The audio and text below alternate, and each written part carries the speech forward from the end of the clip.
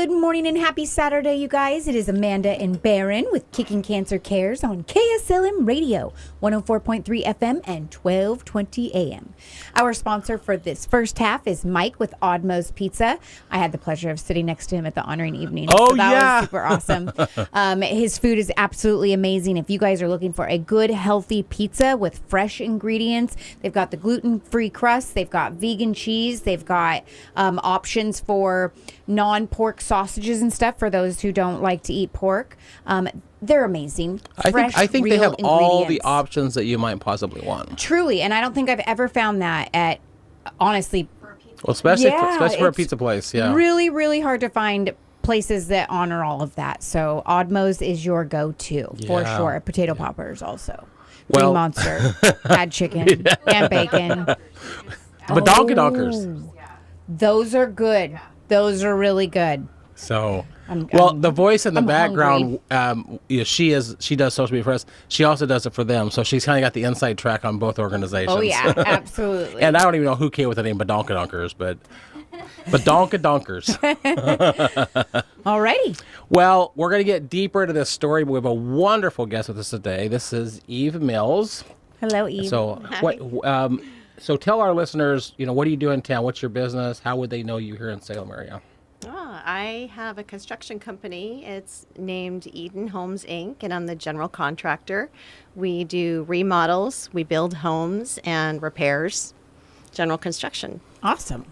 And none of that is going to play into the story. No. Okay. Yeah, no, her. But thanks for the plug. Yeah, you bet. Well, you mentioned a minute ago that you got sat next to Mike. Yeah. So our recap really is last Saturday. Right. Because the show was at the Polar Plunge. That was so much fun. It really was a lot of fun. Yeah. I always get so scared of jumping in the water and the freezing cold and everything. And then I'm like, this is it. This is the last year. And then I get out and I'm like, yes, can't wait for next year. Well, you said something to me before we were recording about this year. I think specifically this year. Because you hold my hand and then you plug your nose. Mm-hmm. Except you're holding Brenda's hand too. Yeah. And then we realized that the person that we're doing a go-to for, Ashley Davis, is plunging. Yeah. And she's battling through cancer. And Aaron Hurley, who's been a guest and has battled through cancer, is plunging. And Michael Brown. So 4 survivors were plunging with you. Mm-hmm. And what did you tell me that ran through your head? Well, so you put your feet, so Zach Stone, he's emceeing the event, and he's like, okay, put your feet at the edge of the pool. And I'm like, holy smokes, how do I get out of this? How do I get out of this? How do I get out of this? And then I'm like, wait a second. As I'm holding Brenda's hand, and she's holding Michael Brown's hand, and Ashley's jumping with us, who's battling cancer. It's like, no, if they can do this, I can do this. I can do this. It's not that difficult with what everybody goes through in life. The least I can do is plunge into some water for 5 seconds. Yeah. So, and I awesome did it, again. and it gave me just a burst of positive energy, and I jumped, and it was like, okay, sign me up for next year. You guys were the only team that did laps. Oh, we're the only team that did laps. Yeah. So I can't speak for that. I jumped in and got out. Well, I think I was the first one out. I did contemplate joining them, but we were on the shallow end. It was harder. Yeah. But all of our team, there was probably 6 or 7 that were on the deep end. Mm-hmm. They jumped in and they swam across and back. That's And you know who led the crazy. charge in that group? Who? Aaron Hurley. That's crazy. Good for her. Yeah. Good for her. And if you see a video, you got all these black shirts and this one bright pink shirt, but Aaron Hurley led the charge on I that. love that. So. That's awesome. Well, and the other part of the recap is what happened that night, Saturday night. Honoring evening. Yeah. So I know my perspective because I kind of organized it and emceed it, but we're gonna put our producer on the spot. What were your thoughts as Ashley got that award? Oh my gosh. Well, I've seen Ashley. Well, when I first met Ashley was in a room similar to this, our old studio. Yeah. And she came in to be interviewed. And then I think, gosh, it was just a few weeks later. She didn't let girls go either. No, she did not. And she started recording our YouTubes. And so Ashley's been in the room with us. She's in the room right now. Yeah. She joins us every time. And so I've watched her flourish and grow. And I'm not just talking in what she's learned and doing, but just her energy, her positivity. You shine. I feel like she's truly found herself. Yeah. And so it's so beautiful. And as she got her award and got up there, I listened to her speech and whatnot. But my husband was like, he poked me and he's like, look at her dad. Babe, look at her dad. Look at her dad. And he was just glowing. He was so proud and honored, and as he should be, because you've done phenomenal. And so Her mom and dad made a point of finding me afterward to thank me. really, that's awesome. And so it was just a beautiful evening. It was, you looked around in the room and it's all people that are friends and family and community that is just rallied around one another. And so it was a beautiful night all the way around. Always a great evening. Always. Well, the update is that we're now into March, and I want to tell you who March's honoree is. Okay. She lives in Kaiser. Her name is Lacey Rossi, Okay. and there's a very real possibility she will not be at next year's honoring evening because she's terminal. But she has stage 4 colon cancer. They can't control it. It's got to her liver. It's spreading through her stomach region. But what I realized when I get the request to help, there wasn't a lot I could do because of how rapidly the cancer is growing. But what I could do is connect her to Scott Mills Yeah. because she's at a point where they need hospice. And she and her mother are just so grateful for that connection. It's like their go-to teams that Mickey talks about, Yeah, right? yeah. Like, how can we help? We can connect you with Scott. And Scott, he's been on the show twice. Scott's done a phenomenal job of helping her prepare for what the inevitable is, and she's at peace with it. That's amazing. So this month's honoree is Lacey, Okay. and she has colon cancer. This is Colon Cancer Awareness Month. Okay.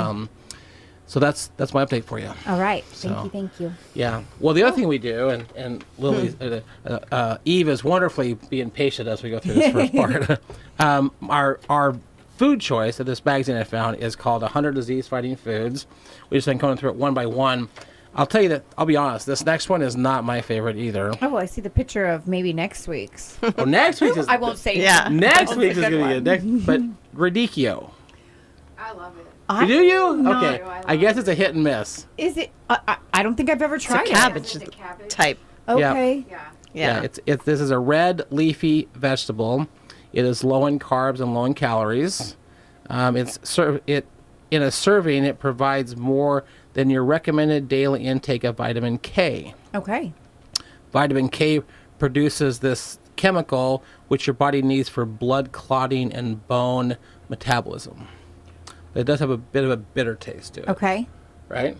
So I can tell that you've had it, Eve. What are your thoughts on? Well, I love cabbage, so I add it into just about every salad. Yeah. So, yeah, I'm used to My the, kids don't like it, and they give me theirs. Take it. Give me that. yeah. I'm gonna have to try it. It's Can you good. eat it just like cabbage? Because you could do so much with cabbage. Soups too. Well, Okay. so last week, because the way we're set up there at the Polar Plunge, you notice there's another spot in this thing that says how to enjoy it. Yes. So what it says is Radicchio has a strong, bitter flavor. A little will go a long way mixed in with your salad to give it a tasty kick. Okay.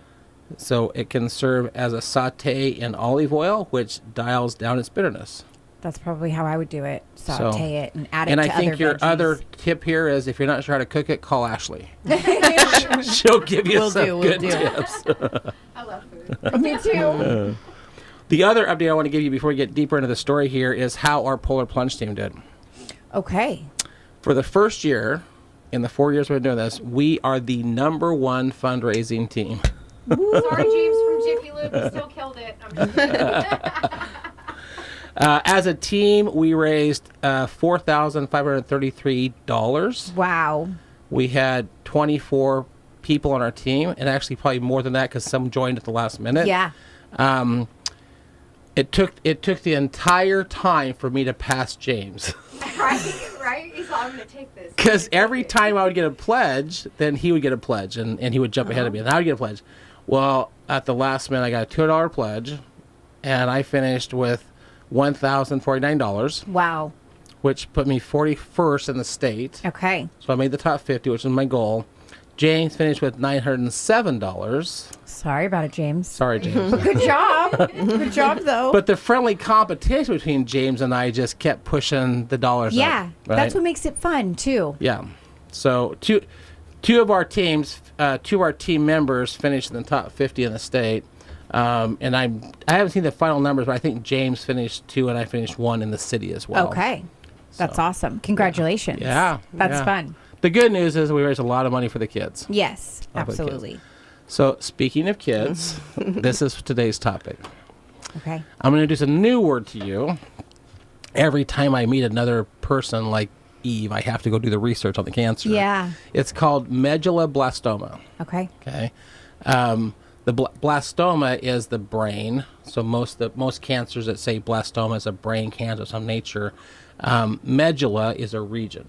Right? It's right in the base of the back of the brain. It's in the fight and flight center of the brain. Wow.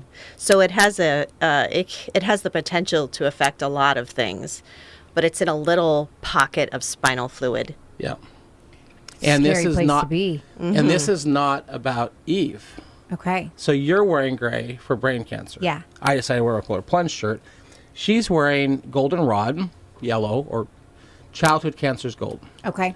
So we are going to tell you the story. She is going to tell you the story Okay. of her son who had childhood brain cancer.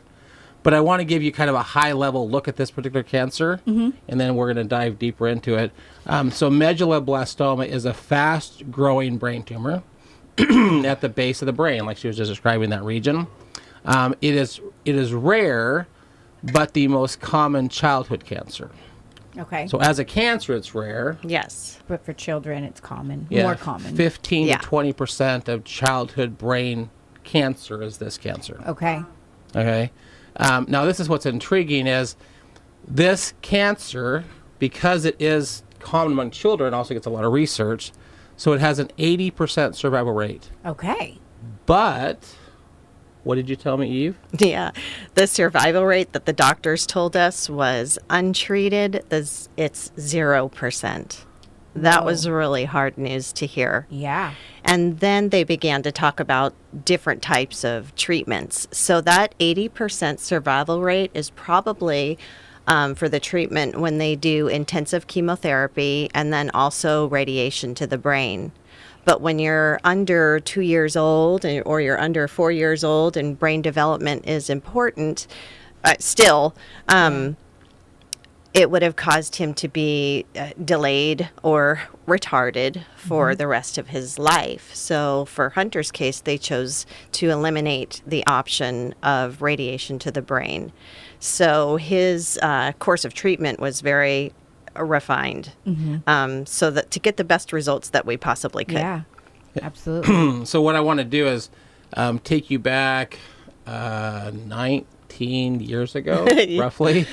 Hunter was 15 months old. Except, yeah, Yeah, little little kid.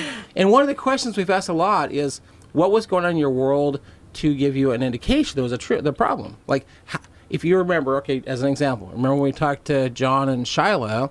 Yeah. And I said, what was going on with Ozzy that there was a problem? Well, he was at almost 3, just shy of 3 years old, he was walking like he was drunk. Yes. Which will play into some of the things he's going to talk about. But at 15 months old, what was the indication there was a problem, Eve? Absolutely no indication at all. None. So I've heard this story, but tell Amanda what happened to there's a problem. Yep. So Hunter was developing normally. He walked early. He talked early. He was a big, stocky little rumble tumble boy. So he ate well. He was just kind of like a wonderful baby to have from the start. Healthy, meeting all the benchmarks. And then how we found out he had brain cancer was through an accident that happened. I was having a family Christmas party at the house, and I had blockaded all the baby gates up on all the entrances to doors and stairwells and everything so that I could serve and participate and just have a safe environment for him to run around in. Yeah. And the little ninja, I mean, this is a 15-month-old kiddo that's been walking since 10 months old. Yeah. So pretty agile and sneaky in his home environment, had figured out how to open the baby gate at the bottom of the stairs. And these stairs were narrow hardwood stairs at the time. So not carpeting on these. Not even carpeted. Yes. So little ninja, found his way through the baby gate at the bottom of the stairs, and in a quiet little moment got all the way to the top, yanked on that top baby gate. It came undone. I had found out that a family member had gone upstairs to check on the teenager playing video games and welcome her to come on down, come be with the family. Yeah. And so I can't blame it on baby gate failure or anything. It's human. Everything here is these things, human things happen. Yes. So, and this happened for, I think, Angel's kind of tripped Hunter up in Right, a this blessing in scenario. disguise. Yeah.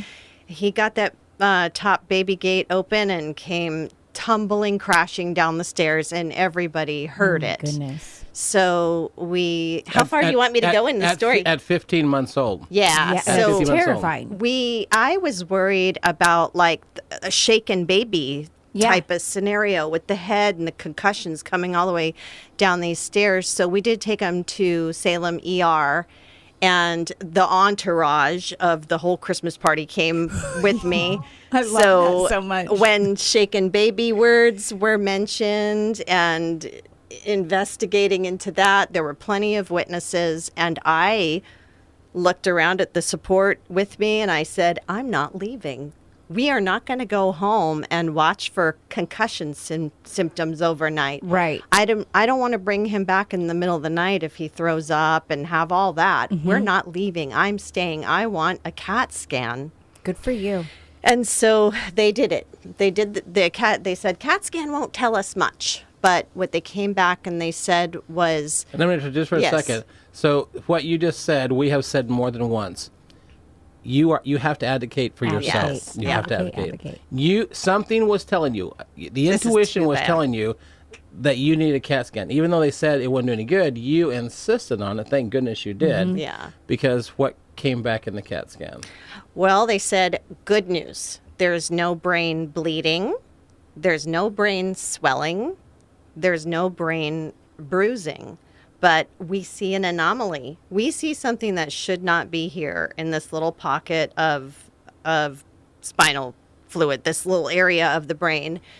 And due to the commonality of this type of brain cancer in age 2 and under, we want to emergency life flight you to Dornbecker. So goodness. things immediately changed. Yeah.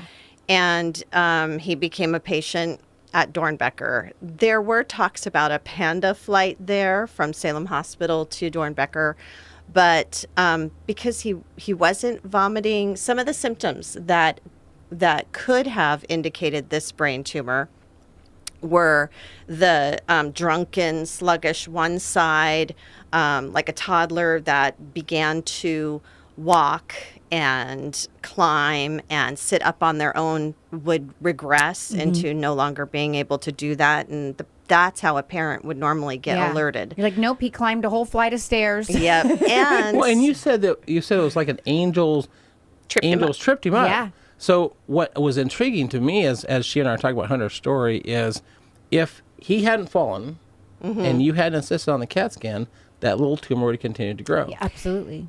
when we got to Dornbecker and they did an MRI, they could see that the tumor was in there. But when the surgery happened, the doctors said it wasn't attached to anything. We think that it surgically removed itself. It detached due to the fall. No way. So it was just like a tiny little bud of about the size of a small grape. And it had dislodged, most likely due to the Whoa. fall. Isn't that amazing? And so when they went in and they pressed into that area with the scalpel, it just fell into the scooper. It Oh my didn't have gosh. to carve into the brain at all. So statistics, when they apply to my son, don't apply. They don't They don't They matter. don't apply at all. What a God moment. Yeah. Oh, on so many levels. Yeah. That's awesome. We cry a lot of this show. Both of okay. us do. That's really awesome. So the other thing that I think is great, we do have plenty of time here. We've got another full 5 minutes. So the fortunately they're able to tumor out, but we want to make sure that it's not moving or it's not spreading. So he did have to go through some pretty intense chemotherapy, Yes. Yeah. about 9 months worth. But while going through the chemotherapy, you found something else out, didn't you?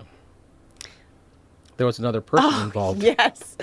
Yes. The same day I found out that he had brain cancer, it was like hearing as if one baby was going out of this world. It's devastating news, and especially with the 0% survival Yeah. rate.